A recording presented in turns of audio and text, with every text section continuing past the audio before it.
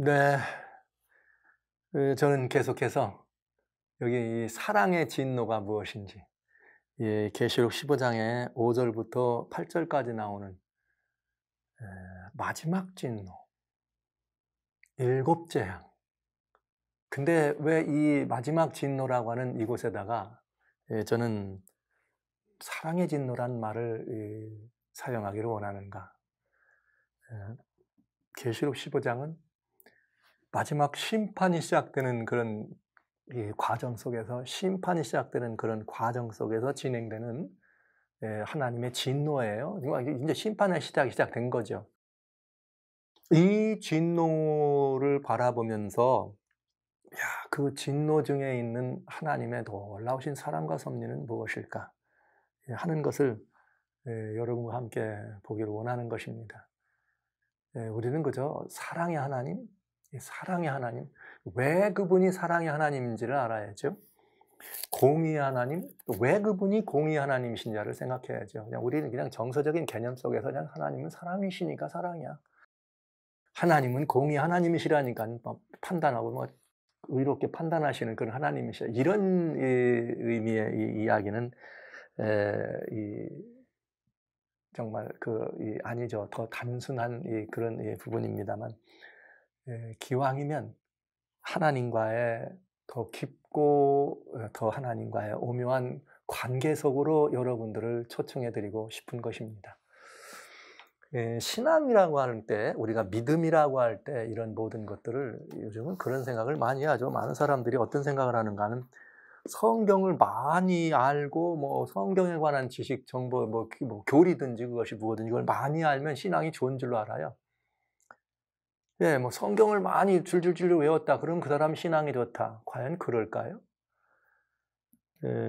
믿음이나 신앙이라고 하는 것은 우리가 얼마나 많은 것을 이렇게 이것이 무슨 뭐 성경이든 아니면 무엇이든 신앙의 여러 다양한 요소들을 아느냐 하는 것, 또 거기다가 또 우리가 얼마나 더 많은 이 우리들의 어떤 그 이룸 아니면 어떤 행함으로 얻은 업적들을 쌓아 놓느냐, 이것이 신앙하고 밀접한 관계가 있는 것처럼 우리는 생각하고 그 일을 생각합니다. 그래서 성경도 더 많이 막 읽기 위해서 막 많이 읽고, 또 뭐 어떤 분들은 또 뭔가 더 막 열심히 해 가지고 뭔가를 쌓고, 그러면 그것이 성숙한 신앙으로 가는 길이기도 하고 그것이 성숙한 신앙의 모습인 것으로 이렇게 생각한다. 과연 그럴까요? 제가 이렇게 말씀드리면 또 서운하신 분도 계실 거예요. 난 지금 그렇게 살고 있는데 애써서 하늘 가려고 이러고 있는데 목사님 너무 신앙을 쉽게 말하는. 과연 그럴까요? 이게 정말 제가 여러분에게 지금부터 드리는 이 말씀이 쉬운 신앙을 말하는 것이 아닙니다. 신앙은 얼마나 많은 성경을 읽고 얼마나 많이 기도하고 얼마나 많이 전도하고 얼마나 많이 헌신하고 얼마나 많은 업적들을 이루고 얼마나 많은 선행을 하고 얼마나 많은 의들을 행하느냐에 따라서 그 신앙이 더 좋다 혹은 나쁘다 뭐 이렇게 표현하는 건 그렇습니다만, 깊다 혹은 얕다를 보여주는 것은 아닙니다. 물론 그것들이 우리의 신앙을 진작하는데 아무런 의미가 없거나 도움이 안 된다는 말씀을 드리는 것은 아닙니다. 그것은 우리들의 하나님께 나아가는 데 있어서 우리들에게 의로움과는 아무 상관이 없다는 말씀을 드리는 거죠. 진짜 신앙은 어디에 있는가? 하나님과 우리 사이의 관계의 깊이에 있습니다. 단순한 관계라고 말씀 안 드릴게요. 이미 다 관계는 여러분들이 예수님 안에서 하나님과 온전한 관계를 가지셨기 때문에 그 관계라고 하는 것을 말씀드릴 마음은 없습니다. 그러나 중요한 것은 신앙의 성숙이란 우리가 행하고 우리가 일하고 우리가 말하고 우리가 어떤 것들을 쌓고 어떤 업적을 나누고 어떤 뭔가를 신앙적 요소들을 다양하게 해서 그 신앙이 더 성숙되고 깊어지는 것이 아니라는 말씀을 드리는 것이에요. 참 신앙은 하나님과의 관계가 깊어지는 것에서 모든 것이 시작합니다. 그러니까 여러분, 단순한 이야기지만 우선순위를 바꿔야 합니다. 내가 하나님과의 관계가 깊을 때에 말씀을 더 사모하게 되고 더 많이 기도하게 되고 더 많은 어떤 이 삶을 살아가게 됩니다. 근데 하나님과의 관계가 깊지 않으면서도 얼마든지 그런 형식을 가질 수가 있거든요. 성경에는 그런 부분이 설명이 되어 있어요. 특별히 마지막 때. 요한계시록 우리 예전에 공부했잖아요. 3장 읽을 때 3장 15절부터 나오는 그 라오디게아 이 교회 성도들에게 말할 때 나는 부자라 부유하여 아무것도 내가 부족한 것이 없다. 이렇게 말한다고. 그러나 이 하나님 말씀하시는 나는 내가 내 실상을 하는데 내가 말이야 이 가난하고 넌 헐벗었어. 넌 눈도 멀었고 너는 다 벌거숭이 임금이야. 이렇게 말하잖아요. 그런데도 우리는 그 말씀에 대해서 넘어가죠. 그냥. 어떻게 넘어가려고 그래요? 그거보다는 그냥 그래도 뭔가 더 많은 것들. 그러니까 여러분 우선순위만 바꾸면 돼요. 우선순위만 바꾸면 돼요. 그냥 받은 것 많이 해도 계시록 3장에는 볼지어다 내가 문 밖에 있다. 예수님이 안 계시다고 하잖아요. 그러니까 예수님과 함께 하지 않은 것은 아닙니다. 그러니까 예수님과의 관계가 더 깊어져야지만 그 신앙의 성숙이 또 신앙의 열매가 또 신앙의 하나님 앞에 간합되는 신앙이 될 수 있는다. 이 말씀을 드리는 거예요. 그러니까 성도 여러분, 모든 신앙에는 우선순위가 있는데 그 우선순위는 하나님과의 관계가 깊어지는 것이 여러분의 우선이 돼야 돼요. 더 관계가 깊어지고 더 관계가 깊어지고. 그래서 이런 말씀을 드리면 또 그래요. 어떻게 하면 관계가 깊어지는가? 어떻게 하면 성경을 무조건 많이 읽었다고 관계가 깊어지는가? 아니걸랑이요. 아니걸랑이요. 그 성경이 읽은 성경이 문자지만은 그냥 문자로 읽으면 그냥 죽은 것이고 이것이 살아서 움직여야 돼요. 이 성경 말씀이 살아서 내 심령에 꽂혀가지고 영이 돼가지고 나로 하여금 살게 하는, 살리는 것은 영이니 육은 무익하니라. 그래서 그냥 단순히 문자의 의미가 아니라 이 말씀이 내 안에 들어와서 나로 하여금 살아가는 모든 삶의 근원이 돼서 내 안에서 예수님의 장성한 분량, 예수님의 증거들이 물씬 나가야 되는 거죠. 예수님의 십자가의 증거, 부활의 증거, 중보의 증거, 이것들이 내 삶을 통해서 말씀이 나를 바꿔서 그렇게 물씬 나올 때 주님과의 관계 속에서 주님 말씀하시기처럼 내가 내 안에, 내가 내 안에, 이런 경험들을 우리는 더 많이 해야 된다는 거죠. 그러니까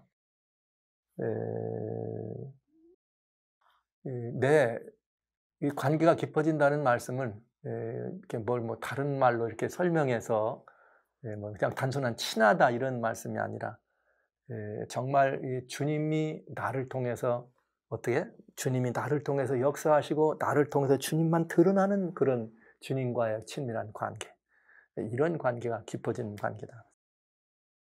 계시록 15장에는 제가 이 진노를 말씀드리면서 이 이야기를 드리는 데는 여유가 있어요. 이유가 있습니다.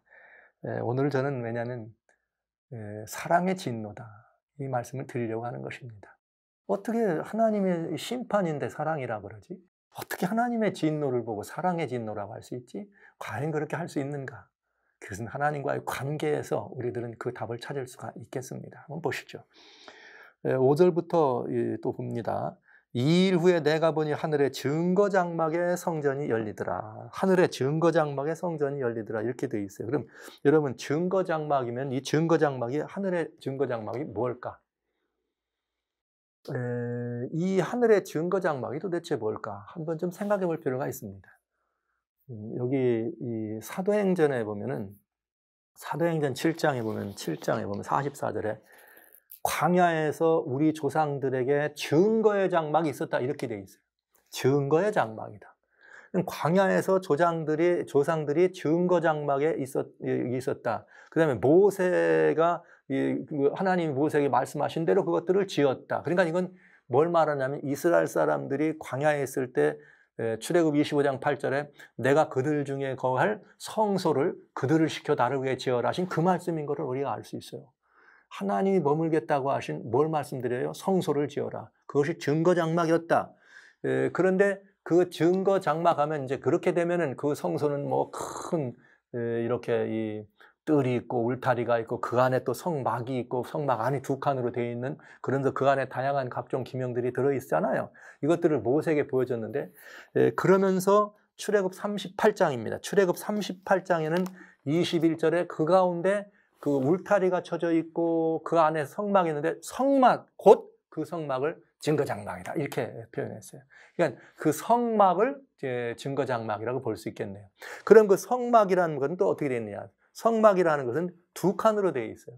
두 칸으로 되어 있는데 마당에서 들어가는 첫째 칸을 우리는 성소라 그리고 회막이라 그래요. meeting place, 하나님과 우리가 대면에 만나는 곳이죠. 그러면서 중간에 휘장을 중심으로 열고 들어가면 그 휘장 안에를 지성소라 그럽니다. 그런데 이 지성소라 얘기하는데 또 이제 증거 장막이 점점점 지금 이제 범위를 좁혀가는 거예요. 더 가깝게. 성막이 증거 장막이라. 처음에는 성소를 지어라. 그때 말한 성소는 이 모든 것들을 의미했지만은 그 다음에는 그 증거 장막은 뭐냐? 성막꽃 증거 장막이라. 그러면 그 성소 안에 또 뭐가 있어요? 이렇게 성막이 있는데 그 두 칸으로 된 그 막이 증거의 장막이다. 그런데 이번엔 또 어떻게 되는가? 출애굽 40장 21절에는 증거궤란 말을, 증거궤가 있어요. 궤를 성막 안에 들여놓고 장을 들여라. 그러니까 두 번째 칸 지성소에다가 하나님의 증거궤를 들여놓는 것입니다. 그러니까 증거에 장막하면은 뭐가 되는 거예요? 이제는 큰 성소에서 성막에서 성막의 두 번째 칸인 지성소까지 보겠네요. 그래서 그 성막 안에 들어가서 그 안에 휘장 안에다가, 즉 두째 칸에다가 하나님이 주신 언약궤, 증거궤라고도 하고 언약궤라도 하는 십계명이 담겨져 있는 하나님의 이 궤였습니다. 십계명이 담겨 있는 하나님의 궤, 그걸 들여놓으라. 그러니까 증거의 장막에 이 하늘에서 요한이 본 것처럼 계시록 11장 19절에 하늘의 성전이 열렸다. 이렇게 하늘의 성전이 열리면서 내가 그 안에서 언약궤를 보았다. 그러니까 그 성전이 열리고 언약궤를 보았다는 말은 성경 전체가 꿰뚫고 있는 걸로 보면 분명하게 뭐예요? 증거 장막 안에 증거궤다. 이렇게 볼 수가 있겠죠. 그러면 여러분, 그 언약궤라고 하는 것이 보였다는 말은, 언약궤는 그 증거궤입니다. 이 증거판이라, 증거의 두 돌비라고 하는 십계명이니까 이걸 넣는 것입니다. 그러면 이건 뭘 의미하느냐? 그 안에 십계명을 놓고 그 십계명 위에 뭐가 있느냐? 뚜껑을 덮는데 그 뚜껑을 뭐라 그랬는가 하면 시은좌라 그랬어요. 증거궤는 뭐로 되어 있느냐? 사실은 밖에는 궤지만은 그 위에 뚜껑이 뭐냐면 시은자, 은혜를 베푸는 자리, 또는 속죄소, 죄를 용서해 주는 자리다. 이렇게 하면서 두 천사가, 수랍 천사가, 이거 그룹 천사가 그걸 바라보는 모습을 봅니다. 이것은 뭘 의미했느냐? 하나님의 보좌를 상징한 것임을 우리는 알 수가 있습니다. 이건 하나님의 보좌를 상징한 것임을 우리는 분명히 이해할 수가 있겠죠. 그러니까 왜냐? 그 언약궤가 그 안에 있다는 말씀, 그래서 거기에 시은자가 있다는 말씀, 바로 그걸 말합니다. 그래서 이것을 그냥 요약하면, 이것을 말씀을 요약하면 뭐가 되느냐? 시편 89편 14절에 주의 보좌는 이렇게 돼 있어요. 주의 보좌는 의와 공의가 기초요 인자와 진실이 앞서 행한다. 이렇게 돼 있단 말이에요. 그러니까 여러분 언약궤 한번 보실래요? 의와 공의는 하나님의 계명, 법이죠. 인자와 진실, 뚜껑 덮여 있는 거기에 뭐가 있다고요? 시은좌, 은혜를 베푸는 자리, 속죄소, 죄를 용서해 준 자리. 의와 공의가 보좌의 기초요 인자와 진실이 앞서 행하나이다. 이렇게 돼 있는 것입니다. 그러니까 여기 증거장, 내가 보니까 하늘의 증거장막에 성전이 열렸다, 증거장에 성전이 열렸다 하는 말은 곧 하나님의 뭐를 보았다는 뜻이에요? 보좌를 보았다. 근데 특별히 증거장막이라 그랬으니까 하나님의 뭘 본 거예요? 사랑의 이런 모든 요한이 그 계시록 4장에서 본 하나님의 보좌는 막 무지개와 같고 막 각종 보석으로 보여 있는 사랑의 하나님의 모습을 본 것이죠. 근데 여기 증거궤가 있다 말은 계명을 본 거죠. 언약궤 안에는 하나님의 계명이. 그러니까 하나님의 법, 의와 공의 하나님이 여기 등장하는 것을 볼 수가 있는 것입니다. 그러니까 심판은 뭐가 심판의 기준이에요? 하나님의 의와 하나님의 공의가 심판의 기준이 돼야 되는 거죠. 물론 하나님의, 아까도 말씀드렸습니다만 전에 시간에 공의 하나님이라고 말할 때 하나님은 사랑은 없고 공의만 있다는 뜻이 아닙니다. 하나님의 공의는 뭘 목표로 한다? 사랑을 목표로 한다. 여기 보좌가 그러니까요. 그럼 이번엔 반대로 사랑이 하나님이다 그럴 때는 공의롭지 않다는 말을 쓰면 안 된다 이 말이에요. 하나님의 사랑은 뭐예요? 공의, 하나님께서 마신 하나님의 공의의 완성이다. 이렇게 보면 사랑과 공의는 항상 같이 간다는 거죠. 공의 따로 사랑 따로 없고, 사랑 없는 공의 없고, 공의 없는 사랑 없다. 네, 이것을 우리는 볼 수가 있겠습니다. 이게 하나님의 보좌를 말하는 거예요. 하나님의 보좌로부터 뭐가 나와? 7 재앙을 가진 7 천사가 성전으로부터 나와서 이젠 드디어 보좌로 밖으로 나오는 것입니다. 밖으로 나와서 빛난 세마포옷을 입고 가슴에 금띠를 띄었다. 여러분, 이제 이것이 공의의 상징이죠. 이 천사가 나오는데 집행하는 모습에 이제는 하나님의 보좌로부터 대접을 가져와서 이제 하나님의 심판을 집행하러 나오는 거죠. 진노의 대접을 쏟으러 나오는 거죠. 근데 그 천사의 모습이 천사가 뭘 입었어요? 세마포를 입었다. 이 말은 세마포는 성경에 그대로 성도들의 옳은 행실, 즉 옳을 의자. 세마포는 무조건 의를 의미합니다. 성경의 의. 세마포로 옷 입혔다 이 말은 우리를 의롭다 불러줬다, 우리를 용서하셨다는 뜻이기도 하고, 성경적으로 말하면 요한계시록 19장에는 세마포를 갖다가 뭐라 그랬는가? 여기 주님께서 말씀하시기를 성도들이 입을 때는 성도들의 옳은 행실이다. 성도들의 옳은 행실은 뭐냐? 또 신명기에 보면은 또 이렇게 다른 이 표현에 무엇이라고 성도들 옳은 행실인가 6장 24절에 보면 이렇게 돼 있어요. 이것이 너희의 의다. 근데 그 의는 뭐냐? 하나님의 모든 말씀에 순종하는 것이 의다. 이렇게 돼 있어요. 그러니까 여기 천사가 세마포옷을 입었다는 말은 하나님의 공의의 이 대변자로서 세마포옷을 입고 등장한 것입니다. 천사들이 이렇게 이런 모습으로는 안 나타나요. 그냥 수종드는 천사인데 하필 이 천사는 뭐라고 돼 있느냐? 세마포로 옷을 입고 있다. 이것은 하나님의 공의의 대변입니다. 그러면서 금띠를 띄었다. 원래 금띠는 누가 띄는 거예요? 왕이 띄는 거죠. 근데 여러분, 금띠를 왕이 띄는, 공의와 이 금은 뭘 상징하는가? 왕은 뭘 상징한다고요? 지난 시간에 잠깐 말씀드렸습니다만 통치를 하는 이 권세인데, 통치에는 반드시 뭐가 들어가느냐? 심판이 들어간다. 그러니까 여기 천사가 금띠를, 천사는 왕이 아니잖아요. 근데 금띠를 떴다는 말은 의로운 심판을 집행하는 하나님의 권리와 하나님의 주권을 천사에게 뭐 한 거예요? 위임한 거죠. 이 천사가 하나님의 그 모든 심판을 집행하는 집행관으로서 위임돼 가지고, 그러니까 그런 모든 권한을 위임받은 위임띠라고 보시면 되겠습니다. 이게 굉장히 중요한 거죠. 예를 들면 이 위임을 할 때 성경 속에는 그런 표현이 있어요. 요셉이, 애굽 왕 바로가 요셉에게 너는 말이야, 이 만인지상 1인지하야 나 하나만 빼놓고는 다 너 밑에다, 이렇게 얘기해서, 그러면서 왕의 모든 권한을 대행하라고 인장 반지를 떼서 요셉에게 줍니다. 반지는 그런 걸 의미하죠. 권한 권리를 이렇게 인장 반지를 빼자. 그것처럼 금띠란 왕을 상징하는 이 왕의 띠입니다. 왕의 띠는 모든 것을 다스리고 통치하면서 때로는 뭐라고요? 심판을 의미하는데, 그 왕이 떼어야 될 금띠를 그에게 떼어줬단 말은, 천사에게 떼었단 말은, 세마포옷을 입고 금띠를 뗐단 말은 공의로 심판하는 모든 것들을 어떻게 천사에게 위임한 거죠. 이젠 천사가 집행관이 되어서 나오는 것입니다. 그런데 왜 그걸 알 수 있는가 하면 여기 보면 그렇게 돼 있어요. 7절에 네 생물 중에 하나가 세세에 계신 하나님의 진노를 가득 담은 근대적 일곱을 그 일곱 천사에게 주더라. 누가 나와요? 네 생물. 여러분 기억나십니까? 계시록, 우리가 계시록 6장부터 이렇게 인이 떨어지는 사건이 있을 때 첫째 인을 뗄 때 누가 나와요?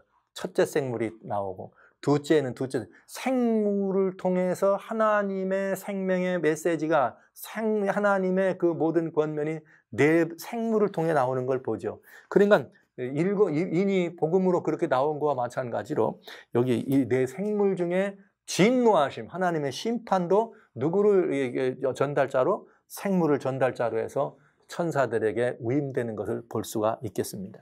자, 이제 그러면 또 뭐가 있느냐는 8절에 보면은 그렇게 준 다음에 심판하러 나온 거예요. 나왔는데 하나님의 영광과 능력을 인하여 성전에 연기가 차더라.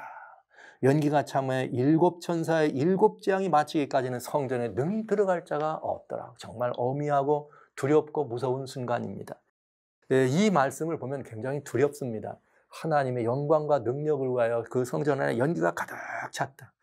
자, 저는 이 모습을 보면서 사랑의 진노다, 이렇게 생각을 한 거죠. 여기 성전에 연기가 가득 찬 것은 뭘 의미하는가? 여기 성경적으로 말하면 하나님의 영광과 능력이 가득 찼다, 이렇게 되어 있어요. 연기는 하나님의 영광과 능력이다. 이사야 6장에 보면 선지자 이사야 선지자가 하나님의 성전에 들어갑니다. 6장 1절에 우시야 왕이 죽던 해, 우리 이 선지자 이사야가 하나님의 성전에 들어갈 때 우리 하나님의 보좌가 높이 들립니다. 거기 스랍 천사들이 있습니다. 그래서 창화하다, 창화하다 하나님을 막 이게 그렇게 하면 창화하고 스랍 천사들이 창화하여 가로되 거룩하다, 거룩하다, 거룩하다 막 이 노래를 불러. 그런데요, 거기에 무슨 말이 있는가 하면 이 연기가 나와요. 이 성경에 참 계시록의 말씀인데 다 성경을 우리 살펴보겠습니다. 여기 보면은 4절에 이렇게 됩니다. 이같이 창화하는 자의 소리로, 이사야 6장이에요. 4절에 이같이 창화하는 자의 소리로 인하여 문지방의 터가 요동하며 집에 연기가 충만한지라. 그런데 그 앞에는 온 영광이, 그 영광이 온 땅에 충만하더라. 그러면서 창화하는 자의 소리로 인해서 이 터가 이렇게 됐다. 소리가 터를 움직이는, 이렇게 인하여 터가 요동했다. 그 소리가 무슨 소리예요? 하나님의 거룩하다, 거룩하다. 하나님의 영광이 충만한 모습을 보면서 그 연기가 가득한 것을 봅니다. 여러분, 선지자 이사야가 성전에 들어갈 때는 왜 들어갔을까요? 세상에 일어나는 일들을 바라보면서 걱정이 된 거죠. 저 북방의 거대한 나라들이 지금 막 강한 나라들이 장성해 오는데 조만간 이스라엘이 이제 그 나라로 인해서 멸망하게 되겠습니다. 그런데 이 나라가 멸망이 당할 텐데 백성들은 아무 준비가 안 돼 있고 정말 아무런 얘기 안 돼 있어. 그래가지고 이사야 선지자가 하나님하고 나가가지고 어떻게 하면 좋습니까? 들어갔을 때 하나님의 그런 영광스러운 모습을 보이면서 번제가 가득한 것이지 연기가 가득해. 연기가 가득하면서 뭐라고 하는가 하면 누구를 위하여 우리가 우리를 위하여 누구를 보낼고 우리를 위하여 누구를 보낼고. 그 대답한 게 이사야 선지자 이사야의 대답한 게 유명한 말 아닙니까? 그때 말씀하시기를 이 주님께서 여기 이사야 6장 8절에 주의 목소리를 들은즉 내가 누구를 보내면 누가 우리를 위하여 갈고 했더니 그때 내가 가로되 내가 여기 있나이다 나를 보내소서. 예.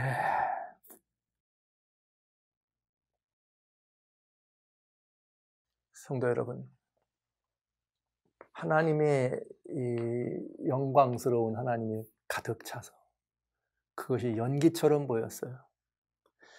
그것이 연기처럼 보였는데 여기 그 연기가 가득 찬 모습을 보면서 여러분 어떤 생각을 하십니까? 여러분, 이 똑같은 장면을 누가 봤느냐? 아까 말씀드린 스데반이 보았습니다. 스데반은 여기 사도행전 7장에 보면은 55절부터죠. 사도행전 7장에 보면 55절부터 무슨 말이 있는가? 스데반이 성령이 충만하여 하늘을 우러러 주목하여 하나님의 영광과 및 예수께서 하나님 우편에 서신 것을 보았다. 하나님의 영광과 및 하나님의 이렇게 예수께서 하나님의 우편에 서신 것을 보았다. 예수님은 하나님 보좌 우편에 앉아 계시다 그래요? 서 계시다 그래요? 전부 다 예수님은 하나님 보좌 우편에 앉으셨다. 하나님 보좌 우편에 올리셨다. 이렇게 돼 있잖아요. 근데 스데반이 본 예수님은 하나님의 보좌 우편에 앉아 있는 분이 아니라 서 계신 분이에요. 무슨 생각이 드시나요? 하나님의 자녀가, 하나님의 백성이, 이제는 하나님 마음이에요. 지금 돌 맞아 죽습니다. 하나님의 나라 이스라엘이 지금 저 내려오는 북방 이 나라로 인해서 아수르라고 하는 나라에 의해서 지금 망하기 직전입니다. 그 하나님이 보좌에 가만히 앉아서 아이고 내 자식들, 아이고 내 새끼들 어떻게 되냐고 그냥 발만 동동 구르셨을까요? 어떻게 하신 하나님 같아요? 그렇지 않은 것 같죠? 무슨 하나님 같으세요? 저는 여기 하나님이 이 연기가 가득 차고 하나님의 성전에 연기가 꽉 찼다고 하는 모습을 보면서 이런 생각을 합니다. 요한계시록에 나오는 15장에 나오는 그 가득한 연기는 하나님이 진노하셔서 말이죠. 내가 이제 여태까지 이렇게 복음을 전하고 내 아들까지 주였는데 말이야. 나를 거절하고 여태도 복음이 안 들어와? 복음을 거절한 이런 죄인과 복음을 거절한 그런 죄된 모든 피조물들을 향한 하나님의 진노가 임해가지고 그냥 하나님의 그냥 그 진노가 하나님의 그냥 진노가 충만해가지고 그 진노가 막 그냥 뭐처럼 연기처럼 우리 다 그림 너그리잖아요. 화난 거 그리려면 여기서 연기 나는 것처럼 열받았다고 연기 나는 것처럼. 그래서 이 성전 안에 연기로 꽉 찬 거로 여러분 보여지시나요? 이 계시록 15장이. 저는 그렇게 보지 않습니다. 저는 이사야가 바라봤던 그 보좌, 연기가 자욱해요. 스데반이 바라봤던 그 보좌 있었더니 연기는 못 봤는데 하나님의 영광은 보았는데 이번엔 누가 계신가? 연기 대신 예수님이 서 계신 걸 보았습니다. 저는 이 보좌에 있는 이 마음, 하나님을 사랑하는 그 하나님의 백성들이 당하는 고난을 볼 때 그 고난 중에 함께 하시는 예수께서 그들을 고난 가운데 있는 그들을 돕고 그들에게 용기 주고 그들에게 힘을 주기 위해서 앉아 계실 수 없어서 보좌에서 벌떡 일어나서 스데반아 내가 있다. 스데반아 내가 있잖아. 스데반뿐인가요? 순교당하는 사람들이. 그때 당시에 죽은 사람들이. 무수히 많은 순교자의 사람들이 있어. 주님은 앉아 계실 수가 없었어요. 주님은 막 그저 이 고난당하는 사람 내가 있잖아. 내가 내 곁에 있잖아. 내가 끝날까지 한다 그랬잖아. 저는 이렇게 분주하게 서성되시는 예수님. 그 예수님의 사랑이 진노한 모습으로 마지막에 내려가는 백성들에게 진노의 7재앙을 가져되는 천사들에게 가서 저희 대항을 쏟아다 데려놓고 주님께서 화가 아직 그냥 못지 않아가지고 천사 가서 빨리 쏟으란 말이야. 빨리 쏟아. 다 가가지고 그냥 끝장내버려. 주님이 이렇게 하시면서 진노하신 그 진노로 충만해서 연기가 꽉 찬 그 하나님이 아니라 그렇게 아들까지 죽이면서까지 돌아오라 그러셨지만 끝내 거절하고 이 진노를 재앙을 받을 수밖에 없는 하나님의 사람들을 바라보면서 왜냐고요? 예수님이 보혈로 사서 드린 것은 믿는다고 말하는 우리만이 아니라 모든 피조물들은 다 주님의 피공로로 하나님께 드려졌습니다. 하나님 백성이 아닌 존재가 없죠. 단지 그들은 자기가 하나님 백성이라는 걸 모르라서 죽는 거죠. 그들이 당해야 될 그 환난을 했지만은 그럼에도 불구하고 그 진노의 잔을 마실 그 사람들을 생각하면서 그 존재들을 바라보면서 안타까움과 아쉬움으로 혹시나 그래도 말이야 이 진노가 떨어질 때 돌아오지 않을까 망설이시는 그러면서 서성거리시는 저는 예수님의 모습이 바로 스데반이 본 그 모습과 똑같은 예수님의 모습이 스데반이 바라본 보좌 우편 예수님은 고난받는 당신의 자녀들 스데반만이 아니라 그 무수히 많은 예수님의 이름 때문에 당하는 고난받는 당신의 자녀들을 돕고 살리고 내가 함께 하신다는 보증을 주기 위해서 서성거리는 그 모습을 본 것처럼 저는 여기에 있는 이 성전에 가득 찬 연기는 진노의 대접을 가지고 나간 그들을 향하여 가서 빨리 쏟아부어라. 가서 빨리 쏟아부으란 말이야. 진노로 충만한 하나님의 그 영광, 진노로 충만한 영광으로 연기가 꽉 찬 것이 아니라 그들을 향한 애타는 사랑. 혹시 돌아오지 않을까? 혹시 돌아오라고 하는 하나님의 그런 애절한 마지막 그 초청장을 떠보내신 하나님의 그 애절한 모습이 서성거릴 수밖에 없는 하나님의 모습이 성전에 가득 찬 저는 그렇게 보이네요. 그래서 저는 하나님의 사랑이 진노란 이름으로 부어지는 하나님의 사랑이다. 이 표현을 하고 싶습니다. 하나님의 심판은 여러분 저주가 아닙니다. 하나님의 심판은 끝내 마지막 우리가 그 곁을 떠나갈 수밖에 없을 때 어쩔 수 없이 주어지는 것이지 하나님께서 그걸 기대하시거나 목적한 바가 아니라고 하는 것입니다. 특별히 이제 심판의 중에서 재앙이라고 하는 말을 쓸 때는 돌아오라고 하는 하나님의 뜻이라는 사실을 기다리시면서, 왜 여기 연기로 가득했는가? 연기로 가득한 이유는 진노의 이 발걸음이 아니라 기다리시고 서성되시는 하나님의 발걸음이란 사실을 꼭 믿지 말아 주시기 바랍니다. 여기 이제 이 8절에 영광이 가득 차게 되고 또 뭐가 있는가 하면 일곱 천사의 일곱 재앙이 마치기까지는 성전에 능히 들어갈 자가 없더라, 이렇게 돼 있어요. 성전에 능히 들어갈 자. 저는 이제 여기 이 말씀을 바라보면서 이 말씀을 바라보면서 굉장히 이 하나님, 우리 아버지 하나님에 대한 이런 생각들이 깊어지고, 하나님의 정말 사랑의 의미가 더 이렇게 곁에 가까이 다가오는 것 같은 이 마음을 느낍니다. 어떻게 심판의 자리, 심판의 모습 속에서 그걸 왜 우리가 생각해 볼 수 있을까? 아닙니다. 하나님의 이 재앙은, 반드시 재앙은 하나님의 호소입니다. 하나님의 호소입니다. 그래서 여기에 이 성전에 능히 들어갈 자가 없더라, 이런 이 표현을 썼어요. 성전에 마치고 올 때까지는 들어갈 자가 없다.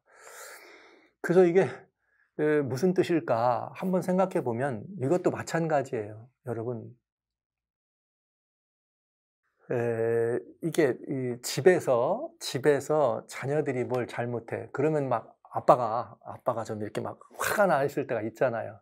또 아니면 또 아빠가 뭔가 뭔가 아빠의 마음이 이렇게 그냥 편치 못한 때가 있잖아요. 그러면은 이 밖에서 그런 이 아버지 마음을 안 건드리려고 저 엄마, 아니면 또 이렇게 엄마가 그럴 때는 아빠가, 또 자녀들이 아빠 방에도 못 들어가고, 야, 아빠가 지금 웬일인가, 아빠가 지금 심각한 일이나 봐. 감히 말도 못 붙이고 그 아버지 앞에 이렇게 뭔가 이렇게 가진 일을 못 하잖아요. 그러면은 큰 잘못을 저지른 사람은 저지른 사람대로, 아니면 또 다른 아니면 안 저지르지 않았다면 아빠가 웬일일까, 엄마가 혹은 웬일일까 하면서 두렵고 근심스러워서 그 방에 못 들어가는, 제가 이 모습을 보면서 그런 생각들이 있어요. 근데 여러분, 아버지가 예를 들어서 자녀들의 그런 모든 것이나 혹은 어떤 일이 있어서 그냥 아무도 그냥 화가 나 있는지 뭔지 모르는 아버지의 그런 근심스러운 모습을 보고 거기에 자녀가 함께 못 들어갈 때 화가 나가지고 그냥 막 그렇게 된다고만 생각하십니까? 자녀들에 대해서 막 분이 나가지고 그런다고만 생각하시나요? 아니거든요. 진짜 아버지들은, 좋은 아빠들은 혹시 내가 아이들을 잘못했나, 아니면 또 다른 어떤 것 때문에 내가 그런 아쉬움과 그런 회오의 그런 감정들이 가로치면 그게 그렇게 누군가 이렇게 쉽게 접근하기 어려운 상황인 것을 우리는 알게 되죠. 여러분, 하나님 한번 보세요. 하나님께서 아드님을 십자가에 달려 죽게 했습니다. 그러면서까지 이 사람들을 사랑하셔서, 살려보려고 그래 애를 쓰신 분입니다. 그분이 그 사랑을 영접하지 못하는 사람들에게 끝까지 너희가 나를 영접하고 그랬어? 내가 그랬으니까 아주 그냥 화가 나가지고 그냥 진멸해 버릴 거야, 이런 마음으로만 하나님께서 마음이 가득 차실까요? 아직 절대 주권에 관한 얘기가 아니고 여기는 이 하나님의 사랑에 관한 이야기입니다. 하나님은 그런 마음보다는 그 안타까움이, 하나님의 안타까움과 하나님의 진노보다 더 큰, 진노하심보다 더 큰 하나님의 그런 정말 사랑, 어쩔 수 없이 이 진노의 이 하나님의 재앙을 내릴 수밖에 없는 그 하나님의 사랑이 하나님으로 하여금 그 성전을 무엇으로 감히 어느 누구도 들어가거나 범접할 수 없는 그런 엄숙함과 근엄함과 그런 무거운, 그건 절대로 이 즐거운 잔치 자리가 아니니까요. 그때 거기서 무슨 하늘의 풍류와 주악이 움직일 리는 없으니까요. 그런 하나님의 모습이다. 저는 이렇게 봅니다. 인류를 심판하시는 하나님이 기뻐하지 않으실 것처럼 마지막 돌아오라는 재앙을 보내실 때 그 재앙을 보내시지만 전능하신 하나님은 그 재앙에도 돌아오지 않을 사람들이라는 걸 아시잖아요. 저는 그럼에도 불구하고 그 죄인들을 향한 하나님의 그 애태우는 마음이 아무도 함께 나눌 수 없는 애태우는 그 마음을 어느 누구라도 그 심각한 그 하나님의 그 마음을 방해하거나 옆에서 거둘 수 있는 이것이 아니기 때문에 아무라도 등이 그 일이 마칠 때까지는 성전에 들어갈 자가 없더라. 이 말씀이 옳다고 봅니다. 예, 이 말씀이 그렇게 보는 것이 더 옳다고 생각합니다. 심판이 하도 두렵고 무서워서 화가 노기가 충천해서가 아니라 그럴 수밖에 없는 아버지의 마음, 이렇게밖에 할 수 없는 그 아버지의 마음이 어느 누구에게도 어느 누구도 함께 나눌 수도 방해할 수도 네, 그렇게 할 수 없는 아버지의 마음, 연기로 가득 차게 성전을 가득 차게 하고 돌아오기를 기다리는 아버지의 마음, 아쉬움과 안타까움, 불쌍하고 치근한 마음, 그리고 또 그 분노가 아니라 그 분노를 넘어서는 더 큰 사랑으로 저렇게 사라질 수밖에 없는 심판으로 이제는 완전히 떠나갈 수밖에 없는 그 사랑하는 자기의 이 피조물들, 자기의 아들들, 자기의 딸들을 떠내보내는 아버지의 마음이 즐거웠을까요? 아니죠. 얼마나 힘들었을까요? 얼마나 아프실까요? 사랑의 하나님께서 아드님을 십자가에 못 박으실 때 아프셨던 그 아픔을 지금 인류를 향하여 돌아오지 않는 인류를 향하여 진노의 잔을 쏘실 때 그 똑같은 마음이 아니겠는가? 그래서 하나님의 성전은 그것이 끝날 때, 다 끝났을 때는 이제 다 어쩔 수 없는 상황이 된 것이지만 그때까지는 어느 누구도 함께할 수 없는 아버지의 마음이요. 이것은 사랑의 진노요. 이것은 우리가 이해하고 측량할 수 없는 신묘한 하나님의 사랑이요. 정말 무궁하신 하나님의 사랑이다. 이런 생각을 합니다. 저는 이것이 하나님의 자녀로서 하나님을 바라보는 우리들의 마음이라야 되지 않을까 이런 생각을 하면서 비록 요한계시록 15장은 심판의 서곡으로 불려진 것이요.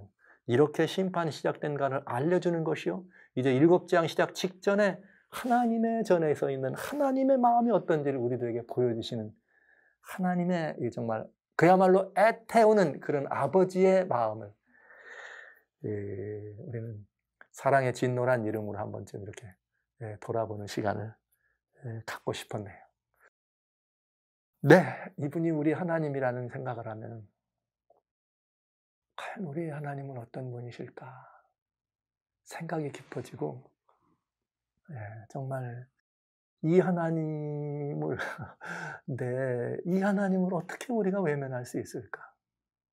이 많은 인류들은 어떻게 이런 하나님의 사랑을 외면하고 모르고 있을까? 어떻게 하면 이들에게 이 아버지의 마음을 좀 전해볼 수 있을까 하는 것이 마음에 이렇게 더 간절해지는 것을 어쩔 수가 없네요. 여러분과 제가, 우리 성도 여러분과 제가 동일한 마음 되기를 바라면서 요한계시록이 무서운 책이고 두려운 책이고 인봉된 책이라고 그래서 우리가 덮었더라는 이런 하나님을 우리는 볼 수가 없었습니다. 아들을 십자가에 달았던 그 하나님이 그럼에도 불구하고 그런 아들을 거절한 인류를 향해서 마지막으로 그들을 내보내야 될 때, 내쳐야 될 때 그것은 기쁜 일이 도무지 아니란 사실을 우리는 알아야 합니다. 아버지 하나님이 아들을 죽이실 때 그 어마어마한 사랑을 그 모든 아들을 죽게 하는 고통을 감수할 수밖에 없는 그 사랑이었습니다. 그 사랑으로 우리를 사랑하신 하나님이 우리를 죽게 하는 것이 어찌 기쁜 일이겠어요? 아닙니다. 그 하나님의 마음이 그 애태우는 하나님의 마음이 하나님 우리 아버지의 마음이 온 성전을 서성거리면서 혹시나 요제나 조제나 돌아오라, 혹시라도 돌아오라.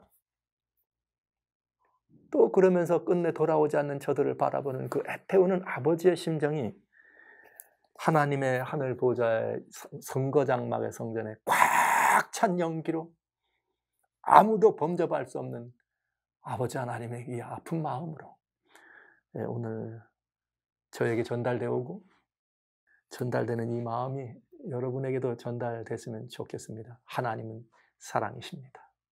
성도 여러분, 이 하나님을 가깝게, 이 하나님을 더 깊이 이 하나님과 관계해 주시기를 진심으로 소원합니다.